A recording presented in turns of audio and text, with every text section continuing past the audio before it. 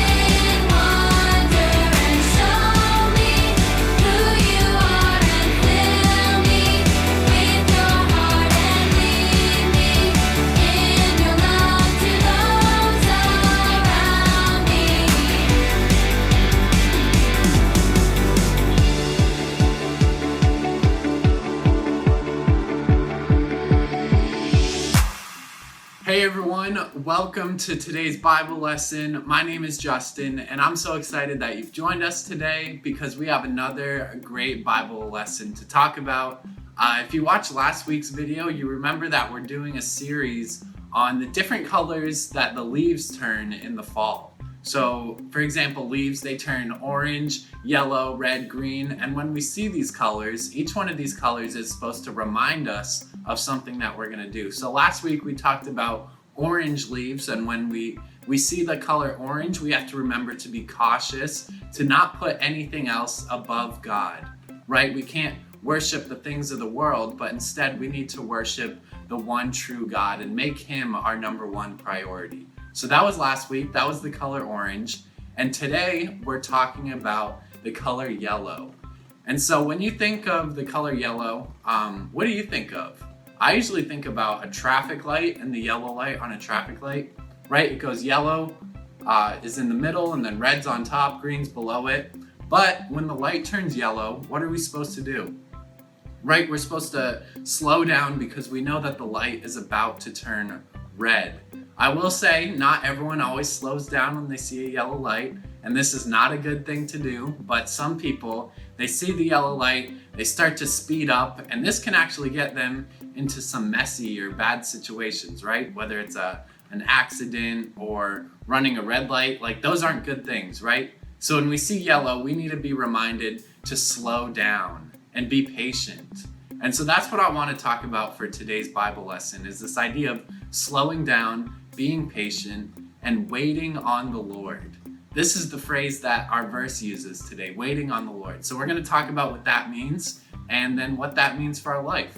So let's read Psalm 27 together. Psalm 27 was written by a guy named David. David was just like me or just like you. He was a person with emotions. You know, he felt sad, he felt angry. There were times where he felt afraid. And he went through some situations too. There were times where there were enemies chasing after him. Yet despite all this, despite everything going on in David's life sometimes, he was able to write these psalms that praised God. Some amazing psalms that talk about God's protection, talk about God's love. And so let's read one of these psalms today, Psalm 27, like I said, and we're just going to read verses 11 through 14, which help us get a little bit of the things that David was going through, and then ultimately he reminds us to wait patiently on the Lord. So let's read that together. Psalm 27, 11 through 14. It says this: "Teach me how to live, O Lord. Lead me along the right path, for my enemies are waiting for me. Do not let me fall into their hands, for they accuse me of things I've never done. With every breath, they threaten me with violence. Yet I am confident I will see the Lord's goodness while I am here in the land of the living. Wait patiently for the Lord. Be brave and courageous. Yes, wait patiently for the Lord."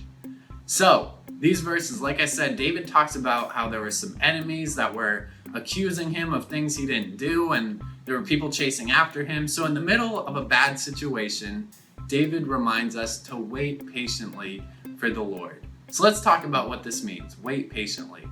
Right? We live in this world that is so fast-paced sometimes, right? We want fast food that comes to our house instantly, or we want our technology to be fast. When we click on a video, we want it to load right away, right? So we're a lot of times kind of impatient because we're so focused on getting done, just getting everything done really fast. And so that's our focus a lot of times. But today I want to talk about slowing down, like we talked about earlier. And what does it mean to slow down and wait patiently for the Lord? So let's dive into that right now. Well, we all know that God has a plan for each and every one of us, right? God has a plan for me, God has a plan for you. And Romans chapter 8 tells us that God's plan, He's working all things for His purposes. So no matter what's going on, no matter what situation you find yourself in, you know that God has a purpose for you in the middle of that situation. And so we know that God's plan is good. We know that He's created us on purpose for a purpose. Yet so many times we're impatient. So many times we're just eager to get to the next thing, or we just want things to be how we want them to be. And we really don't care what other people think. And sometimes we can be a little selfish. But if we're to be patient and trust in God's plan and trust that He's placed us in specific moments for specific reasons, we see that God can be trying to do some really cool things both in and through us. And so what that means is if we're impatient, we might miss out on some opportunities. We might miss out on some things that God is calling us to do. For example, God wants us to love our neighbor, right? That's something that we've talked about before. And if we're so focused on what's next, or we're too busy being impatient, we might miss the people that are surrounding us. And we might not be ready to show love to our neighbors, love to our family, just those people who are around us. And so instead of focusing on what's next, let's focus on where God has placed us right now and say, God, what do you want to be doing in this moment? What do you want me to be doing here? And so I think when we take time and we pause and we pray and we ask God what He wants us to be doing, I believe that God answers our prayers and He's going to be showing us some things that we can do. So instead of just focusing on the future, that's a good thing. It's important to look forward to the future. But if we're always missing what's right in front of us, this isn't always a good thing. So this week, my challenge and my encouragement for everyone watching today would to be just slow down at some point this week. Slow down and talk to God. Say, God, what are you trying to do in this moment right here? How can I show love to one of my neighbors today? How can I reach out to maybe make a new friend, maybe show the love of Jesus to someone in a new way? And instead of being impatient and just wishing we were in a completely different situation, let's slow down. Let's trust that God has placed us in this moment for a reason, and He wants to do something both in and through us in this season. So that would be my encouragement for you with the color yellow. Slow down, be patient, know that God has a plan for each and every one of us, and let's talk to God and ask Him what He wants us to be doing. Ask Him how we can show love to those around us this week. So that's my encouragement for you guys, and I hope you remember it when you see yellow leaves this fall. So I hope to see you guys real soon, and thanks for checking out today's Bible lesson.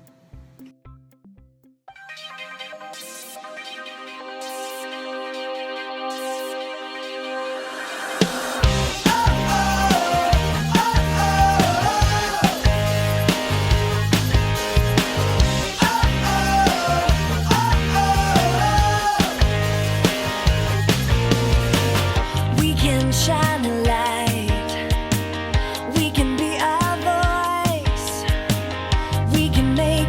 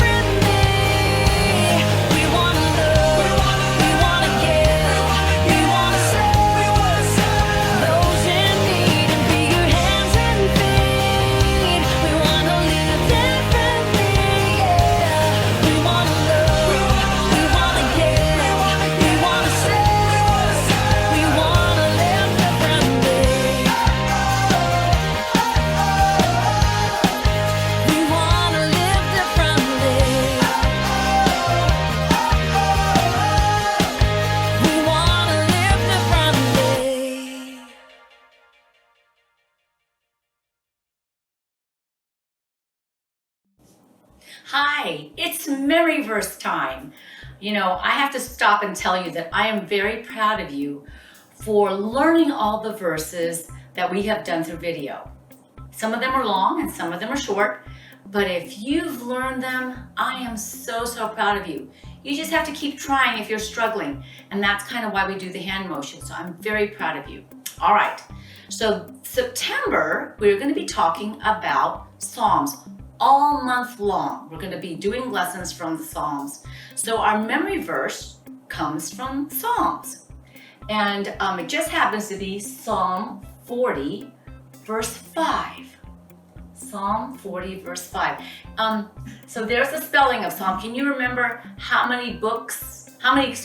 there's one book of Psalms, but how many chapters are in the book of Psalms? Does anybody remember? If you said 150, you are right. There are 150 chapters in the book of Psalms. And so if you get to reading any of them, that'd be great. Remember, there's 150, so it's going to take you some time. Or you can have your mom and dad read some of them to you. I'll just tell you that one of my favorites is Psalm 23, if you ever want to go there. So we're going to do Psalm 40, verse 5. We're going to read through it first, and then I'll just show you some hand motions to help you to remember them, okay? To help you remember the verse. So it says, "Many, Lord my God, are the wonders you have done. None can compare with you." God has many, so many. And then the sign for Lord is you put it like an L right at your shoulder and you bring it down because it's like a sash. Lord my God, right? This is God. And it says, "are the wonders you have done." The wonders you have done. None can compare. And where is God? Up there, so with you. None can compare with you.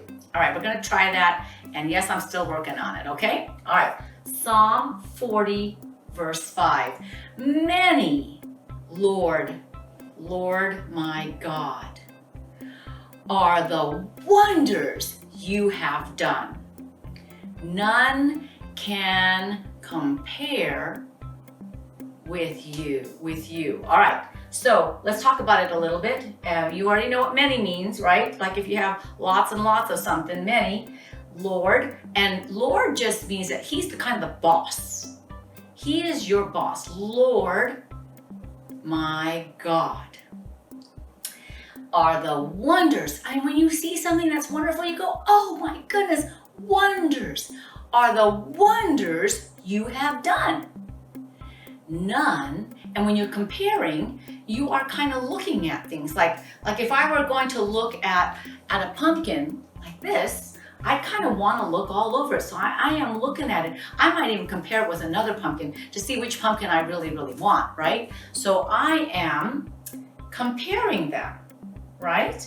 None can compare with you. Now I want to talk about wonders a little bit, you know? If somebody says, I don't know what the wonders of God are, all you've got to do is look at your hands. Isn't that really amazing that you've got fingers, that you've got fingernails, that you've got lines on your hands? And if you say, well, I don't think that's wonderful, all you can do is cut open an apple and look at that. There's seeds inside. God has built in how to make an apple tree out of one apple. All you got to do is take the seeds out and plant it. Now, well, yes, if you're in Virginia, you might be able to do that. If you say, well, that's not wonderful to me, then walk outside and see the sun, see the moon, see the stars, see the grass growing, feel the wind on your face. Those are wonders. You know, all you gotta do is look in the mirror and you are a wonder of God. Isn't that cool? I think it's awesome. All right, so we're gonna do this one more time. Psalm 40, verse 5. Many, Lord my God, are the wonders you have done. None can compare with you. Psalm 40, verse 5. All right, so practice that this week, and then we'll practice it again, and maybe we'll talk a little bit. And maybe I'll bring something that I think is wonderful to show and tell with you for next time, okay? All right, keep on practicing and keep up the good work.